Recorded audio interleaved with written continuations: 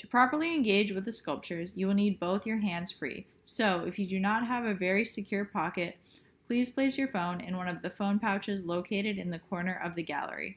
Feel free to borrow the extra pair of headphones on that hanger, or if that set is taken, you may take a pair of headphones from one of the MP3 devices. If you do so, please put it back afterwards. Gravitated towards the phrase gender open, but I like gender open because kind of being self-explanatory, well, it can kind of quickly do the math and go, oh, so yeah, you're leaving their gender open to them. Yeah. Position yourself so that you are standing in between the sculpture that is hanging and the sculpture on the ground. But yeah, it's about presenting everything.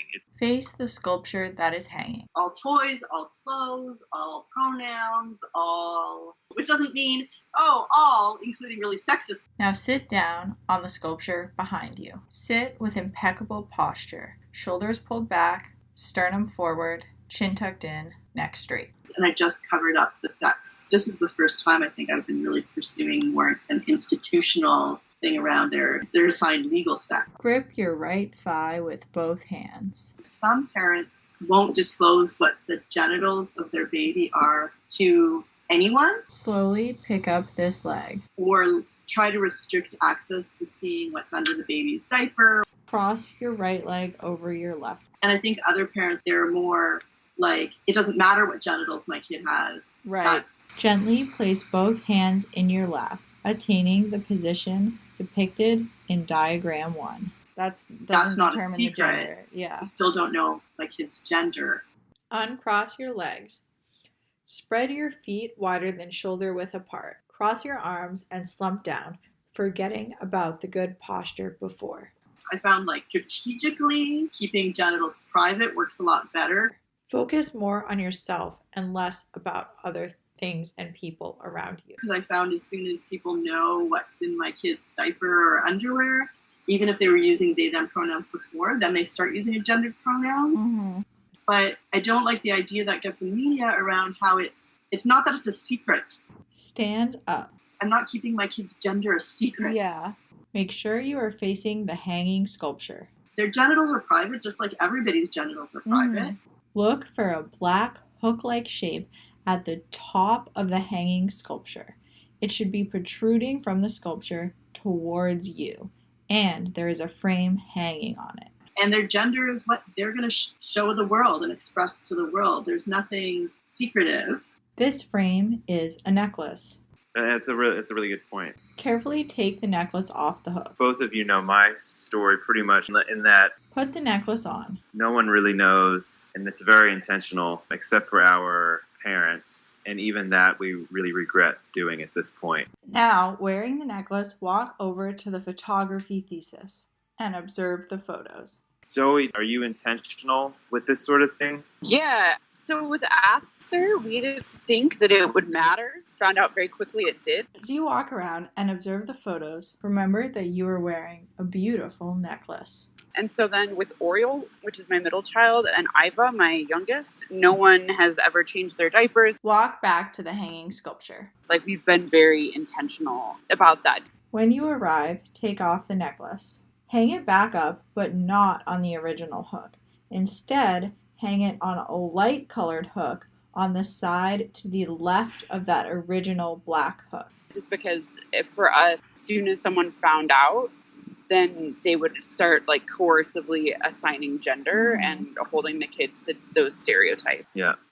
Now face the side of the sculpture that is opposite to the side that you were looking at while you were sitting. So the side whose front is depicted in diagram 1. Notice how there is another black hook and what appears to be another necklace hanging from it. To me, that's curious about what my child thinks about all this. Sometimes I'll ask them about their stuffed animal. This frame actually isn't a necklace. It's a tie. So my kid got this very pink pastel little dog named Callie. And I asked my kids, so is Callie a boy or a girl or non-binary? Put on the tie and walk once again into the photography thesis and observe the photos. And my kid says, I don't know, let's ask Callie. So Emery says, Callie, are you, with their cute little voice, are you a boy or a girl or non-binary. As you walk around and observe the photos, be cognizant that you are wearing a tie. Oh, you don't know what non-binary is? Non-binary is when you're not a boy or a girl. Oh, you're a girl Now walk back to the hanging sculpture again. Sure. because you look like a girl? Mama. When you have arrived, take off the tie and hang it on the other light hook on the final side of the sculpture. So, you should have both the necklace and the tie hanging on the light hooks opposite each other. Callie's a girl because Callie looks like... It was so interesting to me. Yeah. Now, take the necklace off the light hook and shift it over to the black hook that the tie was originally hanging on. Make sure that it is hanging vertically and not crooked. This may take a little adjusting. Now, take the tie and hang it on the only available black hook. Make sure the tie is hung securely and not swinging or tilting crookedly. In this way, the next person to use the sculpture will wear your tie as their necklace and your necklace as their tie. The first part was so, definitely my teaching, right? And then the last part was, Callie's a girl because Callie looks like a girl. It was so interesting. Now walk behind the sculpture that is on the ground, the one that you previously sat on. The way that we've approached things in our house is that we are having constant conversations about race, gender, socioeconomic class. Look for the two pieces of light wood protruding skywards from the back of the sculpture. Especially, my kids love to watch movies. Grip those two pieces of wood, one in each hand, and pull upwards. My kids are pretty immersed in popular culture at this point in time. You should be removing the back of this sculpture. And so, knowing that they're getting messages about things from those shows. Rest the piece you've just removed on either side of the sculpture. Right. We also want to make sure that they have tools to have critique about them. Kneel down in front of the area that you just revealed. And I think that we've really seen it pay off in terms of the conversations that we end up having,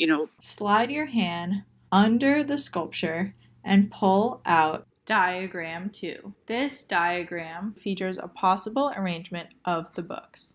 The structure depicted on the left side is the top view of the arrangement, and the structure depicted on the right side is the head-on view of the same arrangement. Stack the books to achieve this configuration.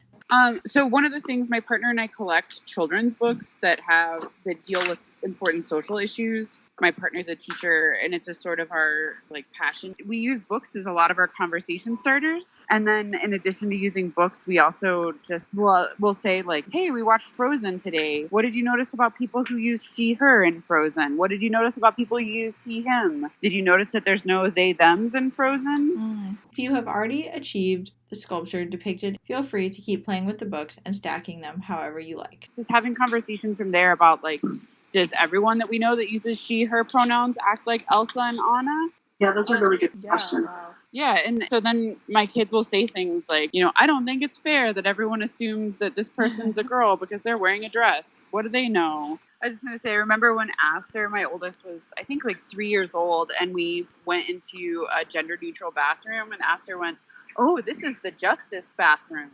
That's awesome. Put the books back where you found them. Notice how there are small pieces of light wood on the shelf to help guide their placement.